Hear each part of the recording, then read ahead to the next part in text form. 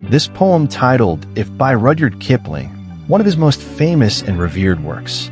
Written in 1895, the poem conveys the ideals of stoicism, resilience, and self-mastery. The central message is about maintaining composure and integrity in the face of adversity, mastering one's emotions, and navigating life's challenges with humility, perseverance, and strength. The themes in the poem are timeless, as they continue to resonate with readers across generations, offering guidance on how to become a person of character, balance, and virtue. Kipling begins by advising his reader, presumably his son, to keep your head when all about you are losing theirs and blaming it on you. This is an immediate call to emotional resilience. In moments of crisis, when the world around you seems to be falling apart, it is crucial to remain calm and composed. Keeping one's head while others are succumbing to panic, doubt, or hysteria is a hallmark of inner strength. It is about staying rational when faced with chaos, not allowing the external circumstances or the emotions of others to sway you. In times of difficulty, people tend to look for someone to blame, and often the blame may fall on those least deserving. Yet, Kipling advises not to react hastily or defensively to such accusations. Instead, one should stay focused, understand that blaming others is often a result of fear or insecurity, and continue to act with clarity and purpose. The next lines, "If you can trust yourself when all men doubt you, but make allowance for their doubting too," suggest that self-belief is essential, but it must be tempered with humility.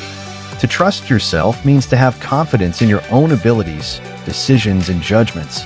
However, it is also important to understand that others may not always share your confidence. People will doubt you, question your actions, and challenge your ideas.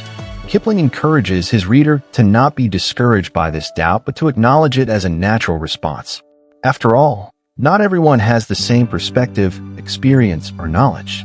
Being open to criticism and allowing for the possibility that others might see things differently is an act of wisdom and maturity. It shows an ability to balance self-assurance with a recognition that you, like everyone else, are fallible.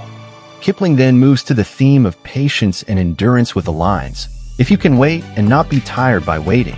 Patience is often considered one of the greatest virtues, yet it is also one of the hardest to cultivate. In a world that often prioritizes quick results and instant gratification, the ability to wait patiently without becoming disheartened or frustrated is a rare and valuable trait. Waiting in this context does not imply passivity or inaction. Rather, it means having the perseverance to see things through, even when progress is slow or setbacks occur. Life's greatest achievements often require time, effort, and persistence. Those who can endure the waiting, who can remain committed to their goals despite the delays and obstacles, are the ones who ultimately succeed. The following lines, "Or being lied about," "Don't deal in lies," or "being hated," "Don't give way to hating," speak to the importance of maintaining integrity and kindness, even in the face of dishonesty and hatred. It is inevitable that, at some point in life, we will encounter deceit, malice, and hostility from others. People may lie about us, twist our words, or seek to harm us in various ways. The natural human response might be to retaliate in kind, to fight lies with lies, to respond to hatred with hatred. However, Kipling's advice is to rise above such behavior. He advocates for maintaining one's moral compass, even when others lose theirs. To remain honest and kind, even when faced with dishonesty and cruelty, is to demonstrate true strength of character. It is easy to be kind when others are kind to you, but the real test of virtue comes when you are treated unjustly. Choosing not to give in to negativity, not to let the bitterness of others poison your own heart, is a profound act of courage and self-control. The next few lines, "And yet don't look too good nor talk too wise," caution against the dangers of arrogance. While it is important to have confidence in oneself and to act with integrity, it is equally important to remain humble. There is a fine line between self-assurance and vanity, between wisdom and pretension. Kipling reminds us that true wisdom and strength do not need to be flaunted. Those who are truly wise and good do not feel the need to draw attention to their qualities. They do not boast or look down on others. Instead, they carry themselves with quiet dignity, allowing their actions to speak for themselves. In a world where people often seek validation and praise from others, this kind of humility is a rare and valuable trait. If you can dream and not make dreams your master, is perhaps one of the most powerful lines in the poem. Dreams and aspirations are an essential part of life. They inspire us, give us direction, and motivate us to achieve great things. However, Kipling warns against becoming enslaved by these dreams. It is possible to become so consumed by our ambitions that we lose sight of reality.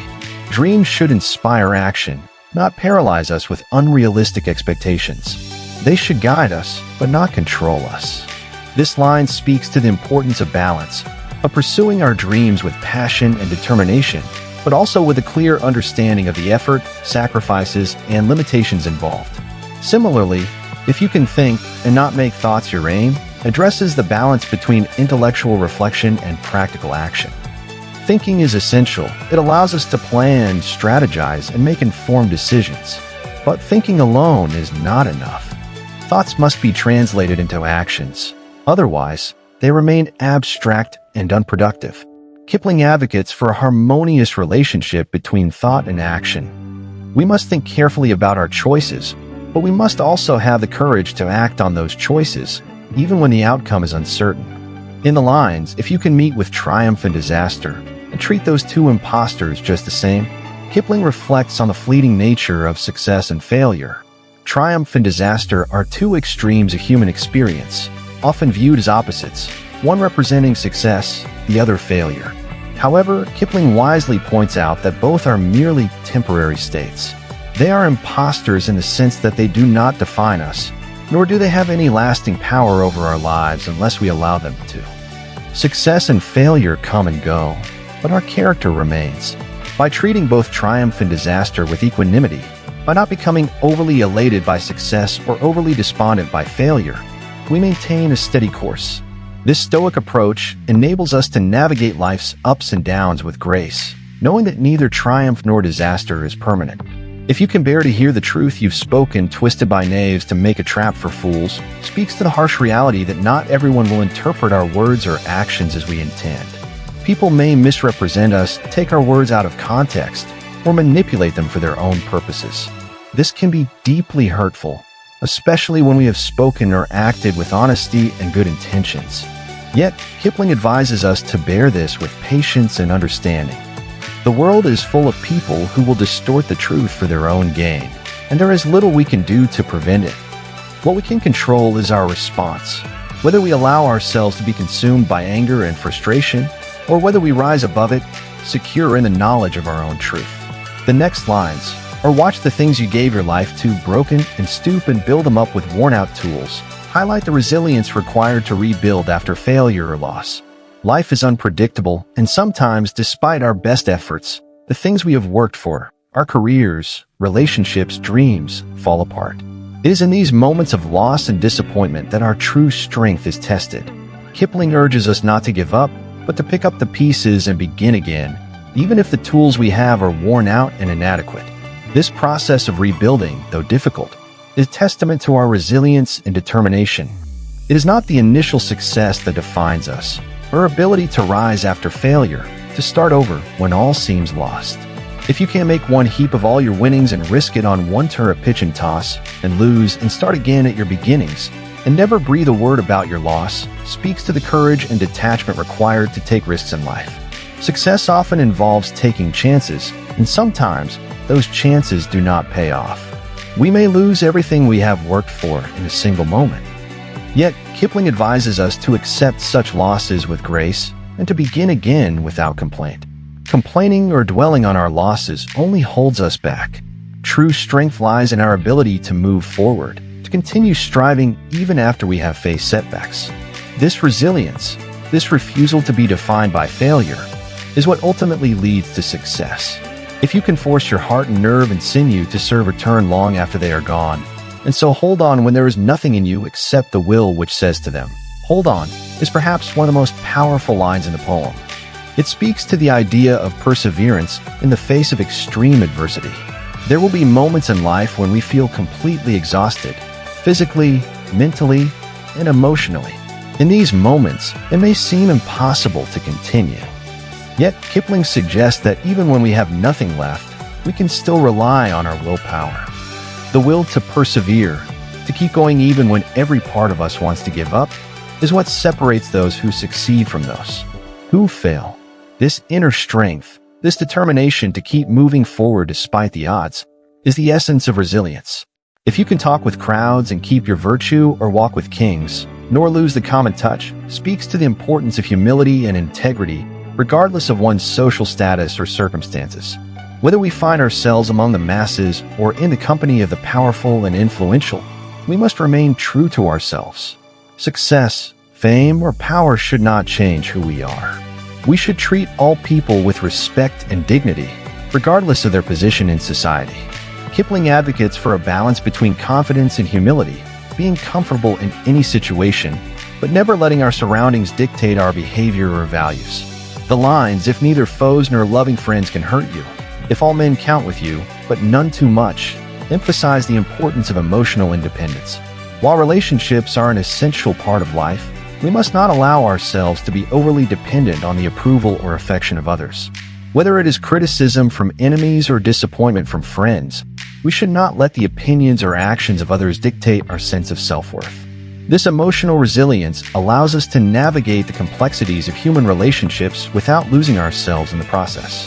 Finally, "If you can fill the unforgiving minute with 60 seconds worth of distance run," speaks to the idea of making the most of every moment.